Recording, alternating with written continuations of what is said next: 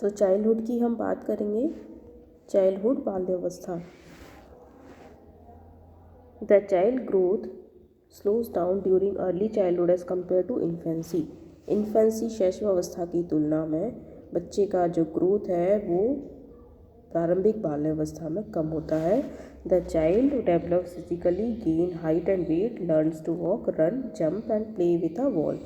बच्चा physically develop होता है, विकास करता है, हाइट बढ़ती है, वेट बढ़ता है, चलना सीखता है, भागना, कूदना और बॉल से खेलना सीखता है। Socially the child world expand from the parents to the family and adults near home and at school.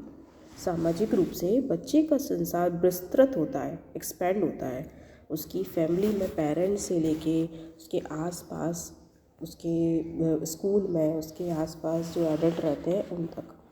The child also begins to acquire the concept of good and bad, that is develops a sense of morality. बच्चा जो है अच्छे और बुरे की समझ को, अच्छे और बुरे के कंसेप्ट की अवधारणा को समझता है, सीखना प्रारंभ करता है और मोरलिटी, नैतिकता का विकास करता है। During childhood childrens have increased physical capacities, can perform task independently, can set goals and meet adult expectations. Childhood के दौरान बच्चा अपनी शारीरिक क्षमताओं को बढ़ाता है, कुछ स्वतंत्र रूप से कार्य करता है, लक्ष्य निर्धारित करता है और वयस्कों की जो अपेक्षाएं होती हैं उनको पूरा करता है। The increasing maturation of the brain along with opportunities to experience the world contribute to development of children's cognitive ability. तो जो संसार के बारे में अनुभव प्राप्त करने के अवसरों के साथ साथ मस्तिष्क, ब्रेन की बढ़ती हुई मैच्योरिटी के साथ उसका संज्ञानात्मक विकास में योगदान होता है, कॉग्निटिव डेवलपमेंट में उसका योगदान होता है। फिजिकल डेवलपमेंट, शारीरिक विकास। Early development follows two principle, that is development proceeds cephalocaudally, that is from the cephalic और head region to the caudal और टेल रीजन। प्रारंभिक विकास दो सिद्धांत का अनुसरण करता है। पहला है डेवलपमेंट जो है सिर से पदामुख, सिर से पैर की ओर होता है, सेफेलोकॉर्डल होता है। इसका मतलब पहले विकास सिर का होता है और फिर पैर का विकास होता है, सिर से निचले हिस्से तक, पैर तक विकास होता है। Children gain control over the upper part of the body before the lower part. बच्चा सबसे पहले अपने ऊपर के भाग पर नियंत्रण प्राप्त करता है, फिर उसके बाद नीचे के भाग पर नियंत्रण प्राप्त करता है। This is why you would notice that the infant's head is proportionately larger than her body during early infancy, or if you see an infant crawling. इसीलिए आपने देखा होगा कि जो शिशु का सिर है वो उसके बॉडी के अनुपात में बड़ा होता है। प्रारंभिक शिशुअवस्था के दौरान बॉडी, सिर का अनुपात बॉडी की तुलना में बड़ा होता है। यदि आप बच्चे को क्रॉलिंग, घुटनों के बल चलते देखेंगे, he will use the arm first and then shift to using the leg. तो सबसे पहले वो अपनी हाथों का इस्तेमाल करेगा और हाथों से वो पैरों तक जाएगा। ये है सेफेलोकॉर्डली प्रिंसिपल। सेकंड है growth proceeds from the centre of body and moves towards the extremities और मोर डिस्टल रीजन्स। जो विकास है वो हमारी बॉडी के सेंटर से होता है और बाहर के जो रीजन होते हैं वहाँ तक होता है। स्टार्टिंग कहाँ से होती है? सेंटर से। इसको बोलते हैं the proximodistal trend, that is child gain over control over their torso before their extremities. अर्थात बच्चा पहले अपनी धड़ पर नियंत्रण करता है और फिर अपने बाहर के अंगों का नियंत्रण करता है। Initially infants reach for objects by turning their entire body, gradually they extend their arms for to reach for things. सबसे पहले शिशु जो अपनी पूरी बॉडी है उसको टर्न करता है किसी ऑब्जेक्ट, किसी चीज़ तक पहुंचने के लिए, और धीरे धीरे वो उस चीज़ तक पहुंचने के लिए अपने हाथों को आगे बढ़ाता है. These changes are the result of a maturing nervous system and not because of any limitations, since even visually impaired children show the same sequence. ये जो चेंजेस हैं वो हमारे नर्वस सिस्टम के परिपक्व होने के कारण होते हैं, और इसमें ये सभी में समान होते हैं. और जो विजुअली इम्पेयर्ड चिल्ड्रन होते हैं, जो देख नहीं सकते हैं, उनमें भी यही सीक्वेंस देखने को मिलता है.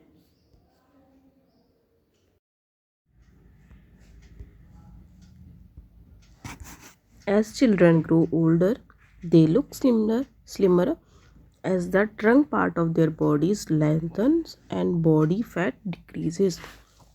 बच्चा जैसे जैसे बड़ा होता है तो वो पतला दिखता है, क्योंकि उसका जो ट्रंक धड़ वाला पार्ट है वो बढ़ता है लंबाई में, और जो बॉडी का फैट है वो कम होता है. The brain and the head grow more rapidly than any other part of the body. शरीर के सभी जो अंग होते हैं उनकी तुलना में ब्रेन का और सिर का तेज़ी से डेवलपमेंट होता है. The growth and development of the brain are important as they help in the maturation of children's ability. तो बच्चे का जो मस्तिष्क है, ब्रेन है, उसकी जो डेवलपमेंट है और उसका जो विकास है वो इम्पोर्टेंट है, क्योंकि जो बच्चा है such as eye hand coordination, holding a pencil, an attempt made at writing. क्योंकि जो बच्चा है वो मैच्योर होता है, उसकी क्षमताएं परिपक्व होती हैं, जैसे हाथों और आँखों का समन्वय, कोऑर्डिनेशन, पेंसिल को होल्ड करना, पकड़ना, लिखने का प्रयास करना, इन सब में परिपक्व होता है. During middle and late childhood years, child increase significantly in size and strength. Increase in weight is mainly due to increase in the size of the skeletal and muscular system as well as size of some body organs. तो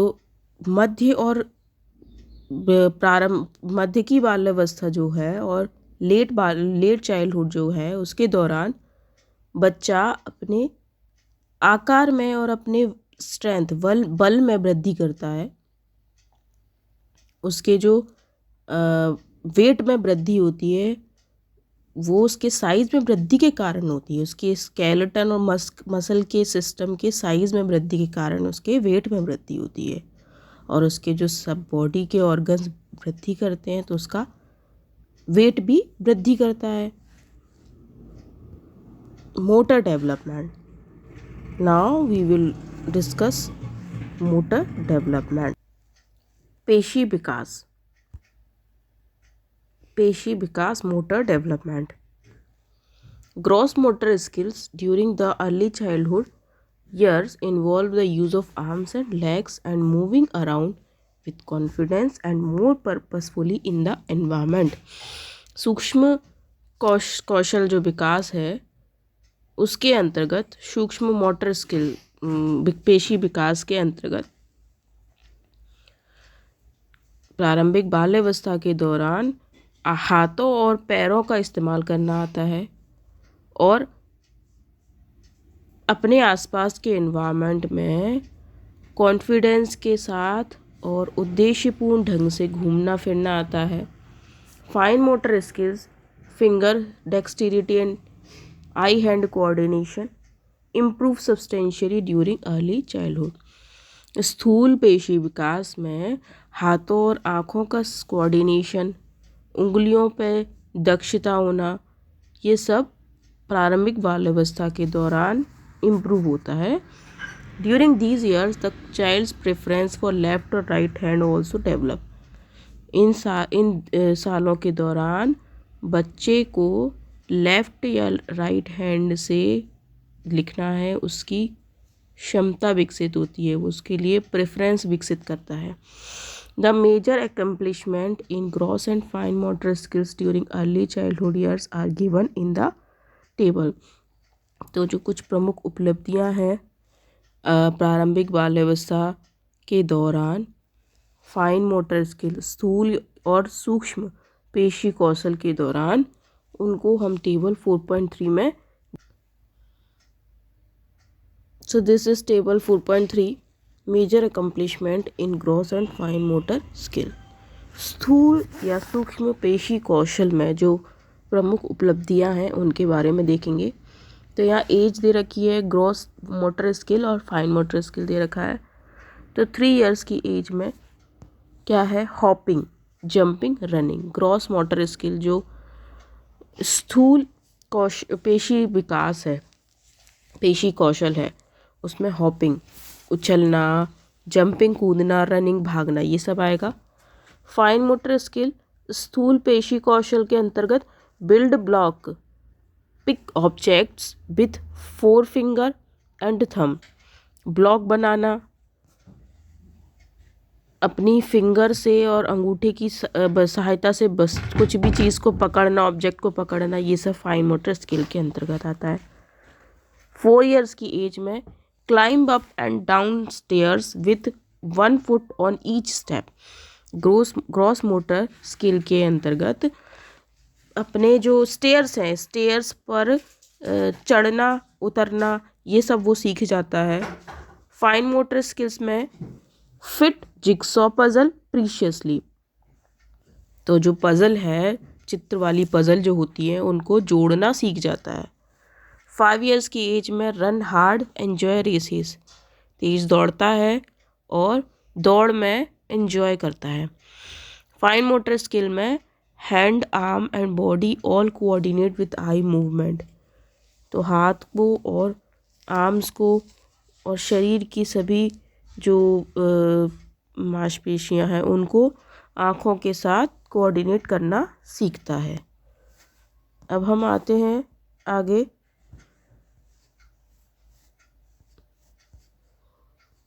cognitive development में।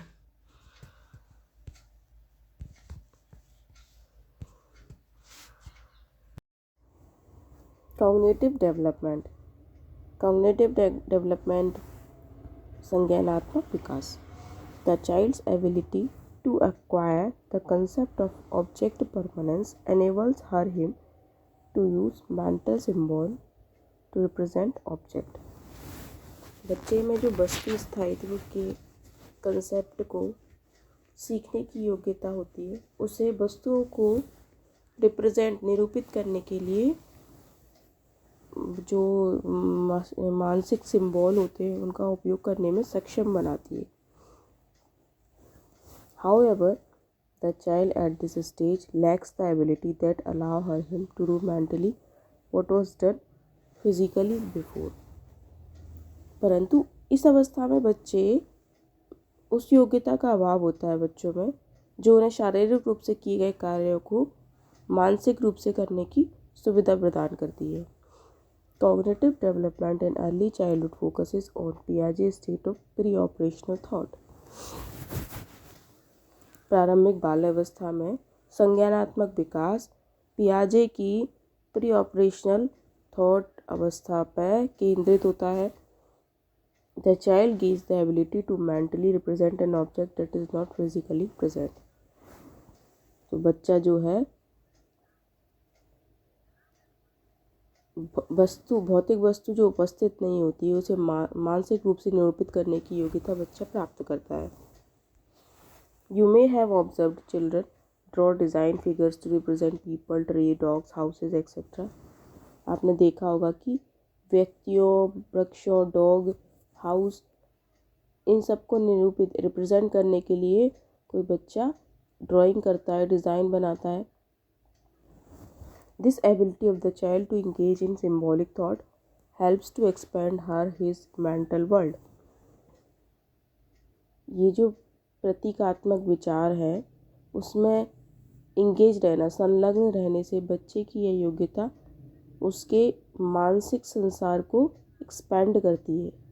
विस्तृत करती है। The progress in symbolic thought continue. प्रतीकात्मक विचार में progress होती रहती है। A salient feature of pre-operational thought is egocentrism, self-focus. That is, children see the world only in terms of their own selves and are not able to appreciate others' point of view. तो जो pre operational stage है उसकी एक प्रमुख विशेषता ये है अहम केंद्रवाद, ईगोसेंट्रिज्म, अर्थात बच्चा दुनिया को अपने दृष्टिकोण से देखता है, दूसरों के दृष्टिकोण को महत्व को नहीं समझता है, उसमें सक्षम नहीं होता है। Children, because of egocentrism, engage in animism, thinking that all things are living like oneself. तो ईगोसेंट्रिज्म के कारण बच्चा एनिमिज्म, जीववाद में लिप्त रहता है। ऐसी थिंकिंग, ऐसा विचार जिसमें वो सभी सी चीज़ों को अपनी ही तरह लिविंग समझता है। They attitude life like qualities to inanimate object. जो निर्जीव चीज़ें होती हैं उनको भी सजीव सम्मानता है। फॉर एग्ज़ाम्पल,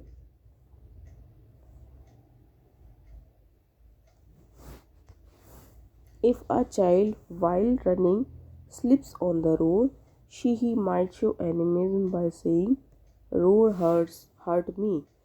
उदाहरण के लिए, यदि बच्चा भागते हुए रोड पर स्लिप हो जाता, फिसल जाता है, तो वो एनिमिज्म दिखाते हुए ये बोलेगा कि रोड ने मुझे मारा। As children grow and are approximately between 4 and 7 years of age, they want answer to all their questions like why is the sky blue, how do trees grow and so on. जैसे ही बच्चा grow करता है और लगभग 4 से 7 साल की as में पहुंचता है तो वो अपने सभी क्वेश्चन के आंसर जानना चाहता है, जैसे आसमान नीला क्यों है, ट्रीज ग्रो कैसे करती है आदि।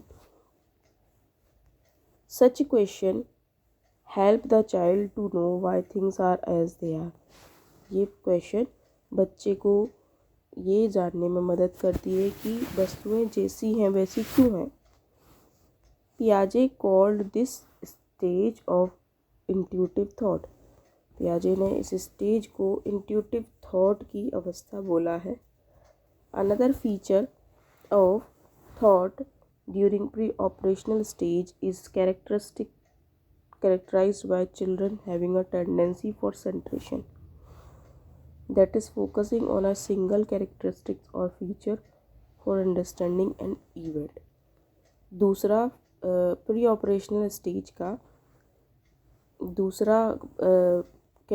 दूसरी विशेषता यह है कि बच्चे में केंद्रीकरण, सेंट्रेशन की टेंडेंसी का विकास होना, अर्थात वो किसी भी इवेंट, किसी भी घटना के बारे में उसके एक सिंगल कैरेक्टर पर, उसकी एक विशेषता पर ही फोकस करता है, उसको बोलते हैं centration. For example, a child may insist on drinking a big glass of juice,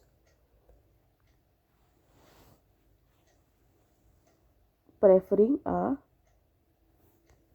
toll narrow to a short broad one, even though both might be holding the same amount of juice. उदाहरण के लिए, बच्चा juice पीने के लिए toll narrow, लंबा या narrow glass को प्रेफर कर सकता है, बड़े ग्लास को जोर दे सकता है जूस पीने के लिए। छोटा या चौड़े ग्लास की जगह वो लंबे और नैरो ग्लास को प्रेफर करता है, even though both might be holding the same amount of juice. लेकिन जबकि दोनों ही ग्लास में समान मात्रा में जूस रहता है, तो वो सेंट्रेशन की भावना रखता है, इसलिए ऐसा करता है। As the child grow,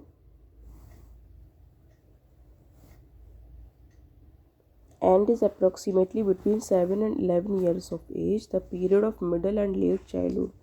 Intuitive thought is replaced by logical thought. जैसे जैसे बच्चा ग्रो करता है और वो 7 से 11 साल की एज पर पहुंचता है, इस पीरियड को मिडिल और लेट चाइल्डहुड भी कहते हैं।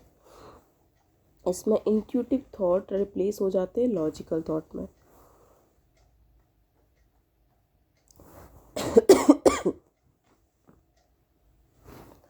This is the stage of concrete operational thought, which is made up of operations, mental actions that allow the child to do mentally what was done physically before. ये अवस्था को concrete operational thought कहते हैं।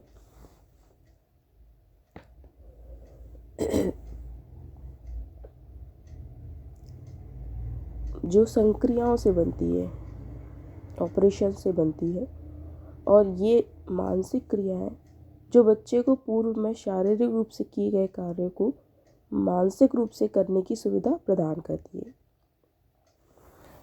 Concrete operational are also mental action that are reversible.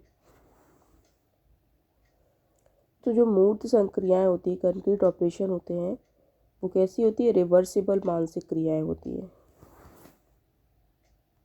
Reverse हो सकती हैं। In a well known test the child is presented with 2 identical balls of clay. One ball is rolled by an experimenter into a long thin strip and the other ball remains in its original shape. एक सुप्रसिद्ध परीक्षण में बच्चों के सामने बिल्कुल एक जैसी चिकनी मिट्टी की 2 गेंदें प्रस्तुत की जाती है। प्रयोगकर्ता एक गेंद को बेल कर पतली पट्टी के रूप में बना देता है और दूसरी गेंद अपने मूल रूप में बनी रहती है। On being asking which has more clay, the child of 7 or 8 years would answer that both have the same amount of clay. और जब बच्चे से पूछा जाता है कि दोनों में से किस बॉल में अधिक मिट्टी है, तो 7 से 8 साल के बच्चे का उत्तर होता है कि दोनों में समान मात्रा में मिट्टी है। This is because the child imagines the ball rolled into thin strip and then into a ball. That means she is able to imagine reversible mental action on concrete real object. ये इसका कारण है, यह है कि बच्चा imagine कर पाता है कि बॉल को रोल करके पतली स्ट्रिप में बनाया और फिर उससे बॉल बनाई। इसका मतलब बच्चा ये इमेजिन रिवर्सिबल मेंटल एक्शन को इमेजिन करने में सक्षम हो जाता है। कोई भी रियल ऑब्जेक्ट के मेंटल एक्शन को, रिवर्सिबल मेंटल एक्शन को इमेजिन करने में अब सक्षम हो जाता है। What do you think a pre-operational child would have done? She is likely to focus on only one aspect, length or height.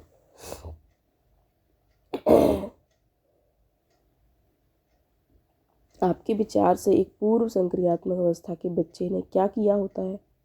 वह मात्र एक पक्ष, लंबाई अथवा ऊंचाई पर ध्यान देता है।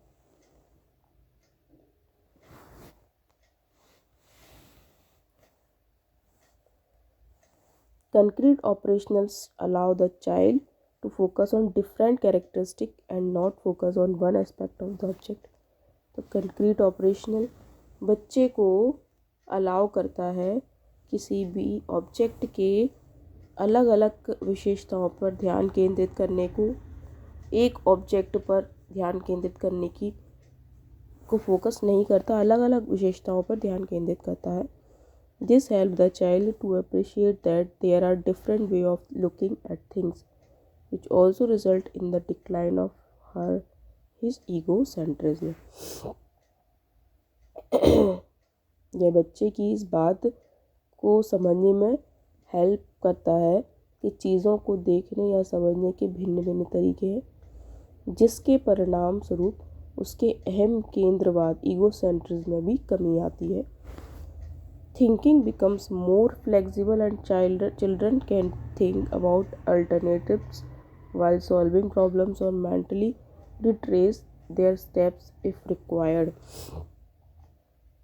चिंतन अधिक लचीला हो जाता है और समस्या समाधान करते समय बच्चे विकल्पों के बारे में सोच सकते हैं अथवा आवश्यकता पड़ने पर अपने द्वारा उपयोग में लाए गए उपायों को मानसिक रूप से दोहरा सकते हैं. Even though the pre-operational child develops the ability to see relationship between different properties of an object, he cannot do abstract thinking.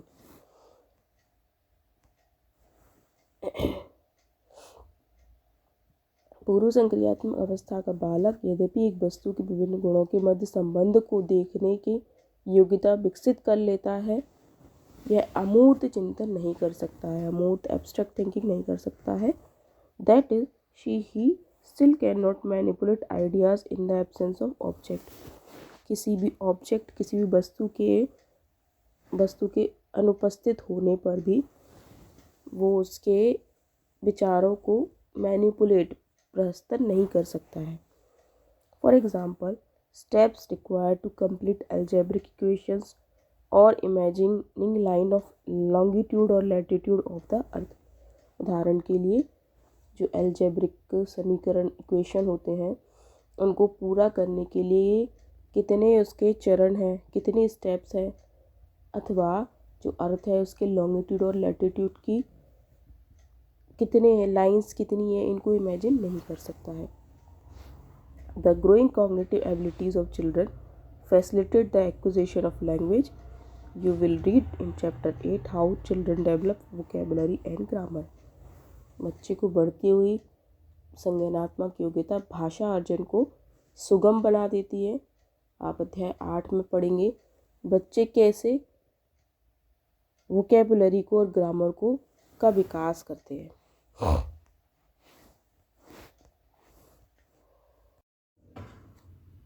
Socio emotional development, सामाजिक सांवेगिक विकास. The important dimensions of children's socio-emotional development are the self, gender and moral development. सामाजिक सांवेगिक विकास के बच्चे के सामाजिक सांवेगिक विकास में सेल्फ, जेंडर तथा मोरल डेवलपमेंट का एक महत्वपूर्ण आयाम होता है, डायमेंशन होता है. During the early years of childhood some important development in the self take place. प्रारंभिक बाल्यावस्था के दौरान सेल्फ में हम कुछ महत्वपूर्ण विकास देखते हैं. The child due to socialization has developed a sense of who she he is and whom she he wants to be identified with. सामाजिकरण के कारण बच्चा यह बोध विकसित कर लेता है कि वह कौन है और वह अपनी पहचान किसकी तरह बनाना चाहता है.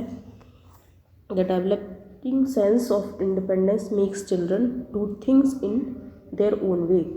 विकसित हो रही स्वतंत्रता के बोध के कारण बच्चे कार्यों को अपने तरीके से करते हैं.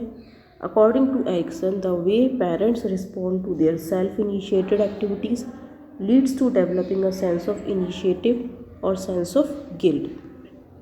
एरिक्सन के अनुसार बच्चे जो सेल्फ इनिशिएटिव क्रियाओं, स्वप्रेरित क्रियाएं करते हैं, उनके प्रति माता पिता जिस प्रकार से रिस्पॉन्स करते हैं वह उनकी सेंस ऑफ गिल्ट और सेंस ऑफ इनिशिएटिव को डेवलप करता है. दैट मीन्स पहल शक्ति का बोध और अपराध का बोध विकसित करता है. For example, giving freedom and opportunities for play like cycling, running, skating etcetera and answering children's questions will create a sense of support for the initiative taken. उदाहरण के लिए साइकिल चलाना, दौड़ना, स्केटिंग जैसे खेलों के लिए स्वतंत्रता एवं अवसर प्रदान करना तथा बच्चों के प्रश्नों का उत्तर देना उनके द्वारा की गई पहल जो है उसमें सपोर्ट की फीलिंग उत्पन्न करेगा. In contrast, if they are made to feel that their questions are useless, the games played by them are stupid, the children are likely to develop feeling of guilt over self-initiative activities, which may persist through the children's later life also. इसके विपरीत यदि हम उन्हें यह अनुभव कराया जाता है कि उनके प्रश्न जो हैं यूजलेस हैं, उनके द्वारा खेले गए खेल स्टूपिड है, मूर्खतापूर्ण है, तो संभव है कि बच्चों को स्वयं के द्वारा प्रारंभ की गई क्रियाओं को के प्रति गिल्ट उत्पन्न होता है, जो बच्चे के बाद के जीवन तक भी बना रहता है। Self understanding in early childhood is limited to defining oneself through physical characteristics. पूर्व बाल्यावस्था में आत्मबोध, सेल्फ अंडरस्टैंडिंग, स्वयं को फिजिकल कैरेक्टरिस्टिक्स के आधार पर परिभाषित करने तक सीमित रहता है।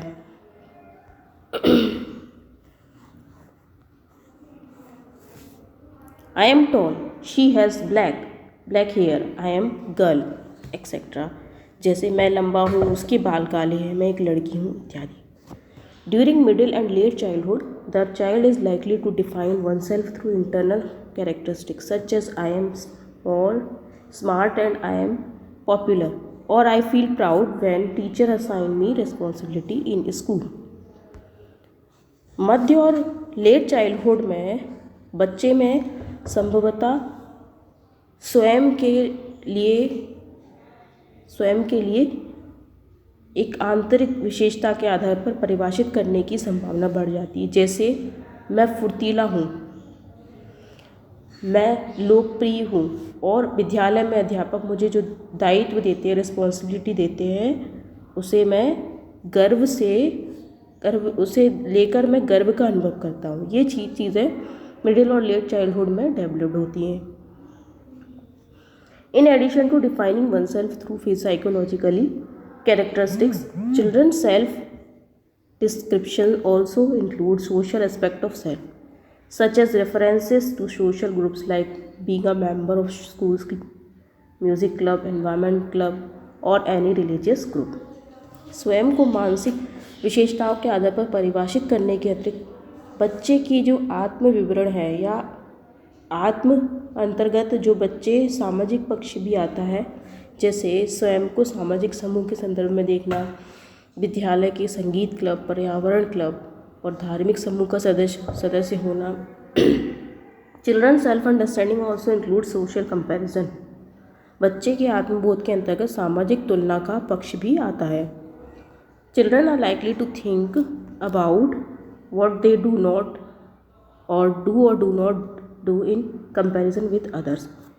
बच्चे संभवतः इसके बारे में भी सोच सकते हैं कि दूसरों की तुलना में वे क्या कर सकते हैं और क्या नहीं कर सकते हैं। For example, I got more marks than Atul और I can run faster than others in the class. उदाहरण के तौर पर, मैंने अतुल की तुलना में अधिक अंक प्राप्त किए, या कक्षा में दूसरे बच्चों की तुलना में मैं तेज दौड़ सकता हूँ। This developmental shift leads to establishing one's difference from others as an individual. यह विकासात्मक परिवर्तन जो है एक व्यक्ति को दूसरे से भिन्न स्थापित करने में सहायक होता है, हेल्पफुल होता है।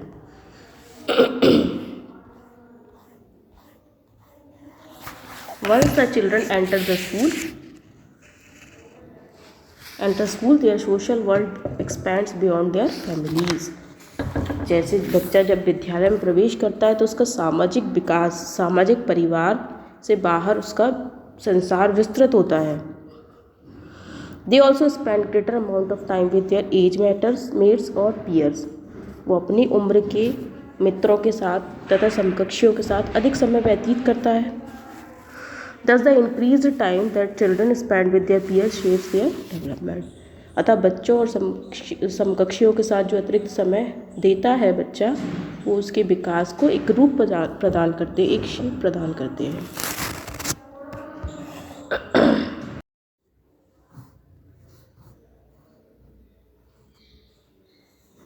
मोरल डेवलपमेंट, नैतिक विकास। Another important aspect of the child's development is learning to differentiate between the rightness or wrongness of human act. बच्चे के विकास का एक दूसरा महत्वपूर्ण पक्ष एस्पेक्ट है कि वो चाइल्ड डेवलपमेंट में सही और गलत के मध्य अंतर करना सीखता है। The way children come to distinguish right from wrong, to feel guilt, to put themselves in other people's position and to help others when they are in trouble are all components of moral development. बच्चे जिस तरह से सही और गलत के बीच अंतर करना, अपराध बोध की अनुभूति करना, स्वयं को दूसरे व्यक्ति के स्थान पर रखकर देखना तथा जब दूसरे लोग कठिनाई में होते हैं तो उनकी मदद करना सीखते हैं, ये सभी मोरल डेवलपमेंट के घटक होते हैं, कंपोनेंट होते हैं। Just as children pass through the various stages of cognitive development, according to Lawrence Kohlberg, they pass through the various stages of moral development which are age related. बच्चे जिस प्रकार संज्ञानात्मक विकास की विभिन्न अवस्थाओं से गुजरते हैं, लॉरेंस कोलबर्ग के अनुसार वैसे ही भी नैतिक विकास की विभिन्न अवस्थाओं से गुजरते हैं और ये आयु से रिलेटेड होती हैं। Kohlberg interviewed children in which they were presented with stories in which the characters face moral dilemmas. Kohlberg ने बच्चों का इंटरव्यू किया जिसमें उन्हें ऐसी कहानियाँ सुनाई गई जिनके कैरेक्टर नैतिक दुविधा, डिलेमा का सामना कर रहे थे। Children were asked what the characters in the dilemma should do and why. बच्चों से पूछा गया कि उस दुविधा में, उस डिलेमा में कैरेक्टर को क्या करना चाहिए और क्यों करना चाहिए। According to him, children approach thinking about right and wrong differently at different stage. उनके अनुसार अलग अलग उम्र के में बच्चे सही और गलत के बारे में अलग अलग प्रकार से विचार करते हैं। The young child that is before 9 years of age thinks in term of external authority. छोटा बच्चा अर्थात 9 साल की आयु का बच्चा जो एक्सटर्नल बाहरी अथॉरिटी है, एक्सटर्नल अथॉरिटी है, उनके संदर्भ में चिंतन करता है। According to him, her actions are wrong because he is punished and right because she is awarded. उसके अनुसार कोई कार्य गलत है क्योंकि उसके लिए वह पनिश्ड किया जाएगा और सही है क्योंकि उसके लिए उसे पुरस्कार दिया जाएगा। As the child grow, that is by early adolescence, he develops moral reasoning through sets of rules of others such as parents और law of society।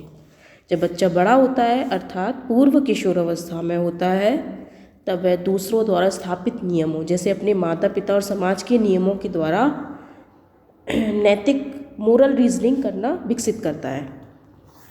These rules are accepted by the children as their own.